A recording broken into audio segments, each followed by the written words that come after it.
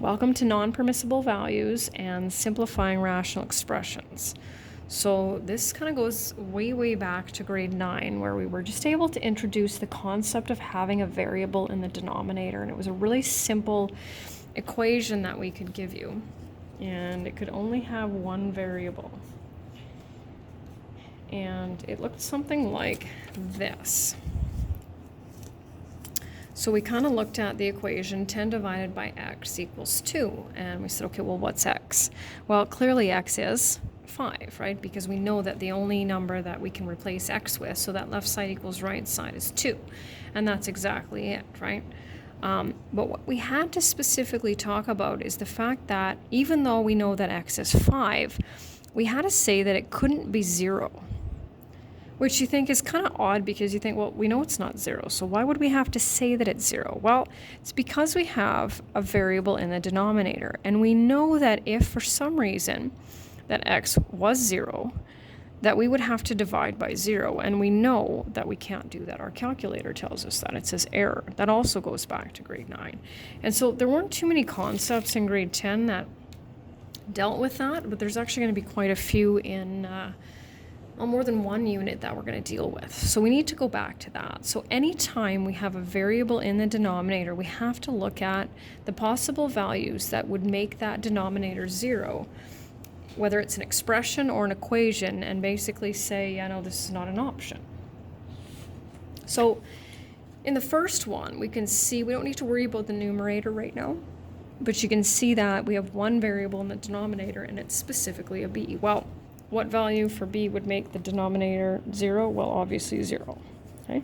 Here we can't figure out what b is. It's an expression, so we don't know the values for a and b.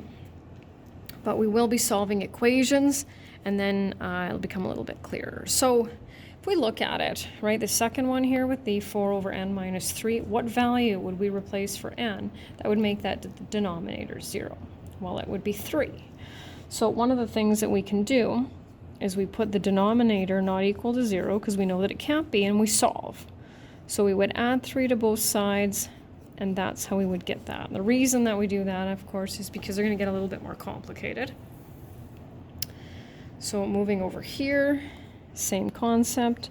We write the denominator not equal to 0, and then solve. And I don't need all those steps, but you definitely want to take your time with this, right?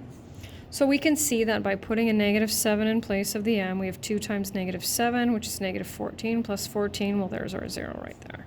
Not necessary to substitute, so if we follow those steps, we should be good.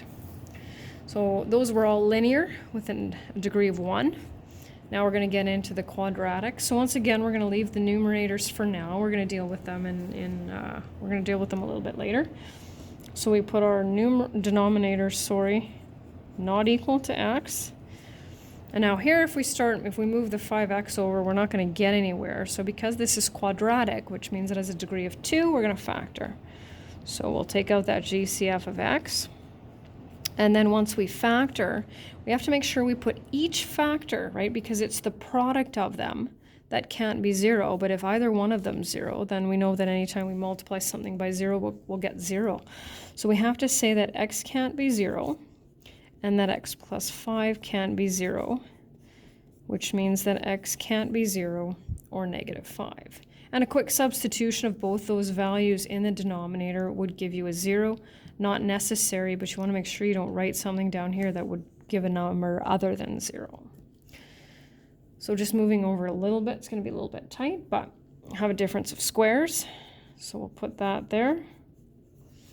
Right, c minus 3, c plus 3, and then we write each of these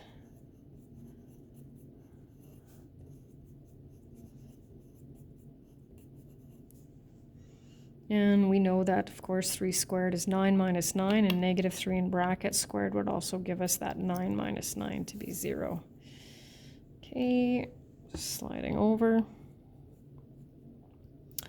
Oh, I went to factor it already without doing that first step, and technically it doesn't matter, but I think getting into the process of doing that is not a bad idea. You won't have to do that for every single question, but if it says show your work, that's what I'm looking for. So we're dealing with this easy trinomial, n minus 8, n plus 3. So, and this step you can skip if you like, this one here. You have to make sure, though, to give me that opposite, right? I forgot the 0. But once they get a little bit more complicated, you can use your calculator to just substitute that in there to see if you would get the 0. That's how you can check. And the last one on this one is a difficult trinomial. So denominator not equal to 0. When I factor these, I always start with what I know. So I put 2 sets of brackets. Not equal to 0. I know there's only 2 factors of 7. I know I need a positive and a negative, and then I start to kind of mess around with my numbers a little bit. So if I put a 3m there and a 2m, I'll get a 14m and a 3m, and I know I can build that negative 11. So there we go. So 2m plus 1. And can't quite see. I'm just going to bend it a little bit here. There we go. 3m minus 7 not equal to 0. So this is me kind of doing a couple of steps in my head, right? Subtracting 1 from both sides and then dividing both sides by 2.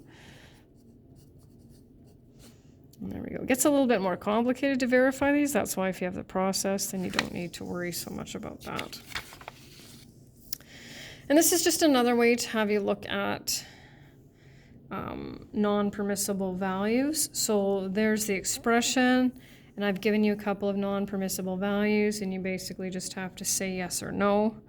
I usually have a box in there as well. Basically, it's just a little bit more practice. So what I'm going to do is I'm going to go over here, and I'm going to do the correct values. And then I'll factor this. So I know it's going to be 2y and y. And because I don't have a greatest common factor here, I'll make sure not to put an even factor of 28 here, because that would create a GCF. So I know this one's going to have to be odd. And I've got the 8. And so I'm good there. So 2y minus 7 is not equal to 0, and neither is that one. 7 over 2. So I've got 7 over 2 and negative 4, and my signs are wrong in both. So those are both no good. And my next one is another difference of squares.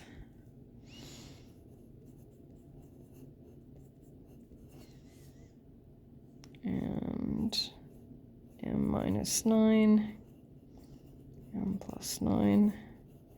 So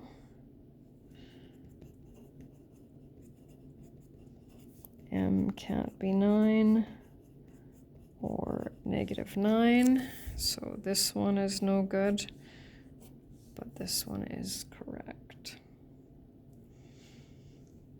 And that's it.